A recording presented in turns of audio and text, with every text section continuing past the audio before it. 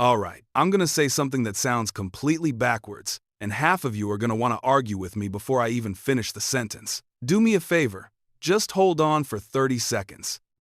If you walk into a car dealership and the first thing out of your mouth is, "I'm paying cash," you just made that car more expensive. You did. I'm sorry. Nobody told you, but you did. I know what you're thinking. Cash is king.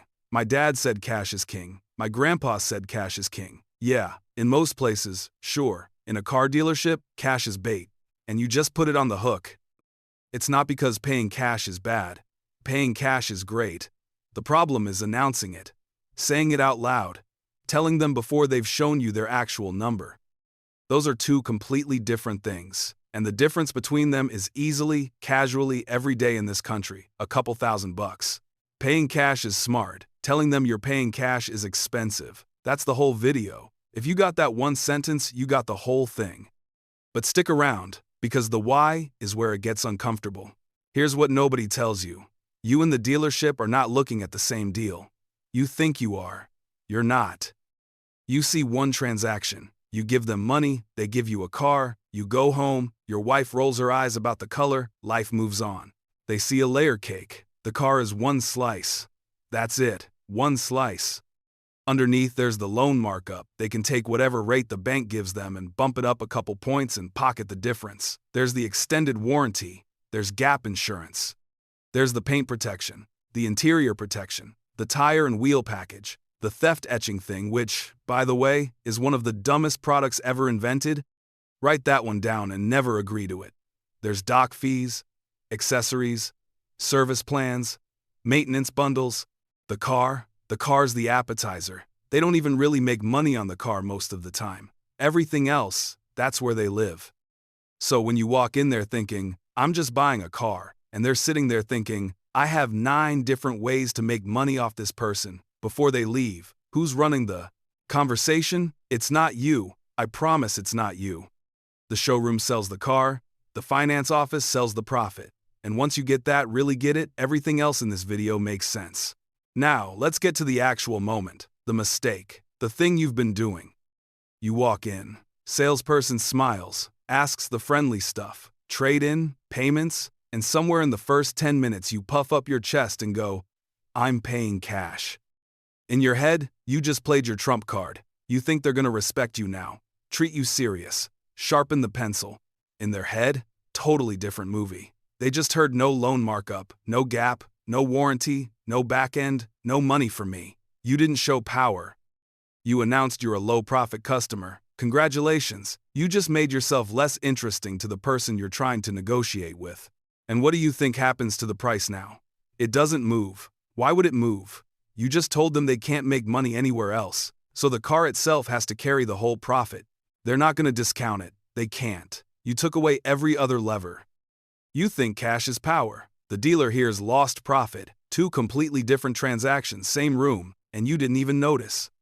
I'm not saying every single dealership operates this way. I'm saying enough of them do that you should assume it, because the cost of assuming it is 0. The cost of not assuming it is your wallet. Let me tell you a quick story. 2 people, same dealership, same car, same month, wildly different days. First guy, Mike. Mike's confident. Mike read a Facebook post once about how cash gives you leverage. Mike walks in like he owns the place, finds the car, starts negotiating. And within 5 minutes, "Look, I'm paying cash, what's your best price?" Salesperson smiles. Disappears to talk to the manager, which, by the way, is theater. Half the time nobody's even back there. Comes back with a number. Sticker minus a polite nod. Mike pushes a little. Gets 1,000 off. Feels like a champion. Pays cash. Drives home. Tells everyone at dinner he beat the dealership because he didn't fall for the financing scam. Mike didn't beat anybody. Mike got hosed and went home smiling. Because the dealership had 0 reason to move on the price. He killed their back end before the negotiation even started. So they made all their money on the car, which is exactly what they wanted to do. Now Sarah. Same week. Same lot. Same car. Salesperson asks, "Are you financing or paying cash?" Sarah goes, "I'm still comparing options. Let's just talk about the price of the car." Doesn't say cash. Doesn't say financing. Doesn't say anything. Pushes for the out-the-door price in writing. Every fee listed, every add-on visible. Negotiates hard, knocks a couple things off. Now the whole time the dealership is thinking, oh, she might finance, maybe we get the loan, maybe we sell her some back end. There's still money to be made here, so they actually negotiate. They actually move on the price, because they think the real payday is coming later. Sarah locks the price, walks into the finance office, politely says no to everything. Pays however she was always gonna pay. Done. Saves a few grand without breaking a sweat. Mike had the money. Sarah had the strategy. Mike's still telling people at parties how he got a great deal. Don't be Mike. Be Sarah. Okay, this next part. Pay attention. I'm not kidding around. This is where they get everybody. Doesn't matter how smart you are, how many YouTube videos you've watched, how prepared you think you are. If you fall for this one, you're cooked. Never negotiate based on monthly payment, ever. The salesperson is gonna ask, real casual, what payment are you comfortable with? And it sounds like they're being nice. They're trying to help. Find what fits your budget. Aren't they sweet? They're not being sweet. That's the trapdoor. The second you give them a payment number, the whole game changes and you don't even know it changed. Because watch what happens. You say, I'm comfortable around $500 a month. Great, they can hit $500 a month. They can hit $500 a month 100 different ways, and every single one of them is bad for you. They stretch the loan to 84 months. They bump the interest rate. They roll in a warranty. They slip in gap. They add accessories you never asked about. The payment still says $500. You sign. You didn't buy a car for $500 a month. You bought 35 grand of car plus 8 grand of garbage, plus a year too much loan, plus a rate higher than you should have gotten, and the payment hides all of it. All of it, like a magician's hand. Monthly payment is where bad deals go to hide. That's a real sentence. Burn it into your brain. Negotiate the out-the-door price, the total, the whole stupid number. Tax, title, registration, fees, every dollar it takes to drive that car off the lot, period. Lock that. Then and only then figure out how you're paying.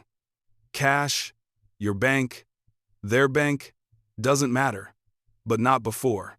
And if they keep pushing you back to monthly payment after you've asked for the out-the-door number, that's not a sales technique. That's a red flag. That means they need the payment number to hide things in. And if they need to hide things, you don't want this deal. You want a different deal. Maybe a different dealership. So, how do you actually do this without lying, without being a jerk, without freezing up when they push? Easy. Memorize one sentence. They ask, are you paying cash or financing? You say, I'm comparing some options. First, I'd like the out-the-door price in writing. That's it. That's the whole move. It's boring, it's calm, it's polite, and it works every time. If they push, and they will, they're trained to. Don't take it personally, you say. I haven't decided yet. Let's lock the price first. You're not lying. You haven't decided. Cash is technically one of your options. Maybe you're comparing it to financing through your bank. Maybe to their financing. All true. You're just not handing them your playbook before they've shown you theirs. You don't owe a stranger your payment strategy before they've shown you their real price. They sure as hell aren't volunteering their cost on the car. Why are you volunteering yours? Look, the whole strategy is just doing the unsexy stuff in the right order. There's no secret, there's no magic trick, there's no insider hack. Just don't skip the boring parts. Before you go anywhere near a dealership, know what that car actually sells for in your area. Not what they're asking, what it's moving for. 5 minutes on the internet, that's it. You'd be shocked how many people skip this. You'd be shocked how many people skip this and then act surprised when they get hosed. Get pre-approved at your bank or a credit union before you even leave the house. Not because you're definitely going to use it, because it gives you a backup and a number to compare against whatever they offer. If their financing beats your bank's, cool, take theirs. If it doesn't, you've got your own loan in your pocket. Either way, you walk in with options. At the dealership, get the out-the-door price in writing, itemized, every line. If they won't put it in writing, that's the whole answer about that dealership right there. Walk. Keep your mouth shut about how you're paying. We covered this. The car, the number, that's the only conversation right now. And when you get into the finance office, and we'll talk about that room in a second because that's its own beast, keep your guard up. That's not paperwork. That's round 2. They just look like an administrative office. They're a sales floor with a printer. Before you sign anything, check for the dumb stuff that ruins people. Is there a prepayment penalty? If yes, walk. Don't argue. Don't try to negotiate it out. just walk. Penalty for paying early means they want you in that debt as long as possible, and that should tell you something. What's the actual APR? Not the payment, the rate. What's the total cost of the loan over its whole life? Add it up. That little math exercise has woken more people up than any video on YouTube ever did. Then, after all of that, with everything in writing and the price locked, pick how you pay. Could be cash. Could be your bank. Could be their loan if it's genuinely better, which sometimes it is. Could be finance with them for a rebate and pay it off in 3 months if there's no penalty, whatever the math says. But you don't make that decision on the way in, you make it on the way out. Now, the finance office. Let me tell you about this place. You did everything right, you got your price. You feel great, you're a little tired. You've been there 2 hours. You just want to sign the papers and go home and show your kid the new car. That's the moment. That's the exact moment they've been waiting for.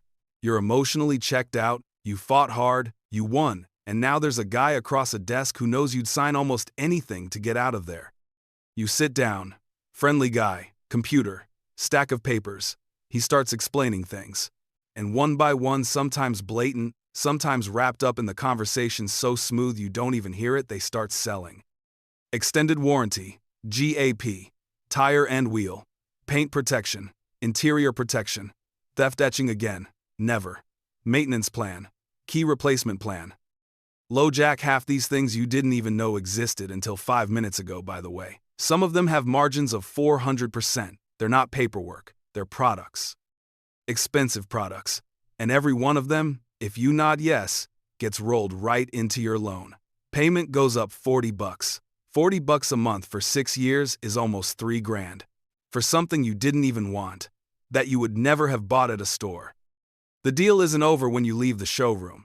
The deal is over when you leave the parking lot, with the keys, in your hand. Until then, you're still being sold to. Don't drop your guard. I mean it. That's where they get back everything they lost on the price you negotiated. Here's the only rule you need in that room.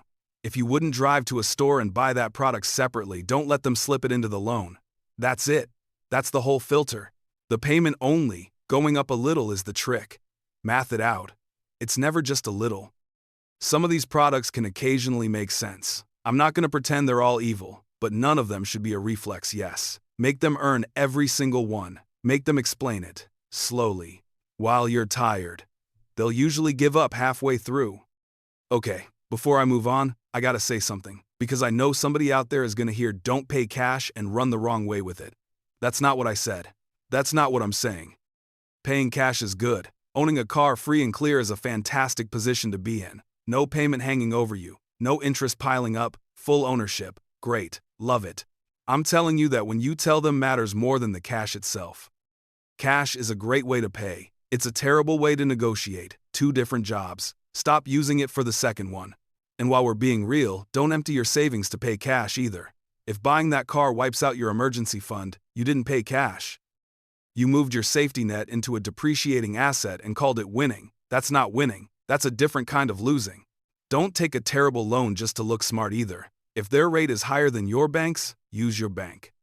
If theirs is actually lower, sometimes that happens with manufacturer incentives, take theirs. Do the math, not the vibes. The point isn't to always pay cash or always finance. It's to make the decision with all the information in front of you, instead of blind on the way in the door. And listen, if there's no prepayment penalty, sometimes the smart play is taking their financing for the rebate and paying it off the next month. Boom, you played their game and won. That's how it should feel. The form of payment is the last decision, not the first. Get that order right and most of the other mistakes can't even happen. So here's what I want you to walk away with. Don't tell them how you're paying, not at the door, not on the test drive, not while you're sitting at the desk with the bottled water they gave you, not until the price is locked. In writing, don't negotiate on monthly payment. That's the trap, the whole trap. Negotiate the out-the-door number, the total, every penny. Get pre-approved before you go so you walk in with options and a number to compare to. In the finance office, treat every pitch like the sales pitch it is, because it is. Make them earn every yes. And then, only then, after all the boring stuff is done, pick how you pay. Cash, loan, their loan, your loan, whatever the math says is best on that specific day. Cash gives you power. but only if you use it at the right time. Use it as your closing move, not your opening one. Big difference. The problem was never paying cash. The problem was telling them too early. That's it. That's the whole thing. Price first, payment second. Walk in with that one rule in your head and you'll save yourself thousands. Not maybe, will. Now go buy a car the right way. And if you've got a friend who's about to do the dumb thing this weekend, yeah, that friend, you know exactly who send them this video before they sign anything. You'll save them more than the price of a steak dinner. They can pay you back in dinners.